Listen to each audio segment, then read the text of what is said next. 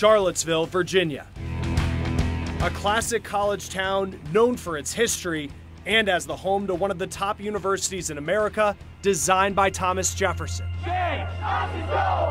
But in the last year, the name Charlottesville has become synonymous with something else: racial tension in America. So more than a year after that deadly white supremacist rally, we've come here to see how issues of race are going to impact the midterm elections. This week, we're also looking at how women could impact the midterms. An important week as the countdown continues. This is The Race. Welcome into The Race. I'm Chris Stewart, and this week we're in Charlottesville, Virginia. And we're going to be taking a look at how two really important groups could have a big impact on the November midterm elections, and that's women and minority voters. Now, we've come here to Charlottesville. This is a little town that was thrust into the national spotlight in a big way last year when we talk about issues of race in America. And it all started with a protest over the removal of this statue of Confederate General Robert E. Lee, then led to a deadly clash between white nationalists and counter-protesters. We're going to be talking a little bit about how this community is moving on a little bit later in our show. But first, we do want to get started with our Nicole Vowell, talking to one African-American woman who has a very unique voter story to tell.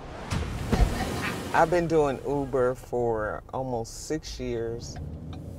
I drive anywhere from 8 to 12 hours a day. 57-year-old Cheryl Fleming Lovett has a drive for driving. I like it. I meet different people every day. Born and raised in Virginia, she makes the short trip to D.C. daily. You can get to D.C. in 20-25 minutes. But this day, we took a detour. This is called Green Valley, but they changed the name to the Knock community. A place from Cheryl's past where her journey took a wrong turn. And this is where my drug addiction started, which led to my conviction. Back in the 80s, a 2-year stint on hard drugs led her to commit fraud, money for her next fix. That then led Cheryl to jail, leaving a felony scar on her record.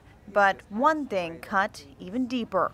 Not being ever able to vote because of a felony. Virginia is one of 4 states that strips voting rights away from convicted felons forever. Only the state's governor can restore those rights. In 2016, during the last presidential election, Cheryl got that chance. I was at the polls voting for my very first time, 54 years old.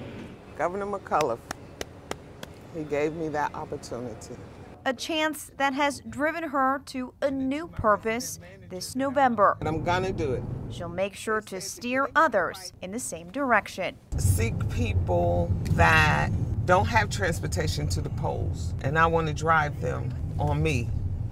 That's my way of giving back.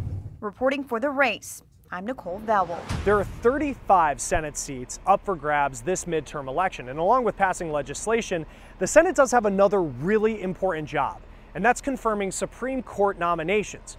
Our Corey Rangel taking a look at the one issue that seems to come up every time.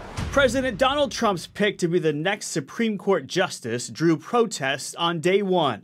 Many pro-choice Democrats worry women's reproductive rights are at risk. At the federal level, our Supreme Court, that decision of Roe v. Wade is very much on the line. They point to the president's promise while on the campaign trail. Do you want to see the court overturn Roe v. Wade? Well, if we put another 2 or perhaps 3 justices on, that's really what's going to be, that will happen. President Trump made it very clear during the campaign that he was going to elect someone who would help strip away Roe versus Wade. He made that very clear. But in a meeting with Maine Senator Susan Collins, Judge Brett Kavanaugh told her he considers Roe v. Wade settled law. The case legalized abortion, and Republicans think the issue is being used to drum up support on the left. I don't think that reproductive rights are on the line.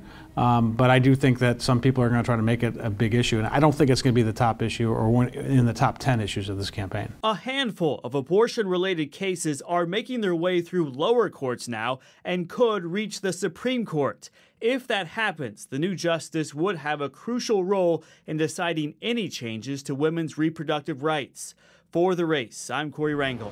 I'm here on Heather Heyer Way. This was named in honor of the woman who was killed during the white nationalist rally last year. And still to come on The Race, we talked to her mother about how she's working on keeping her daughter's memory alive.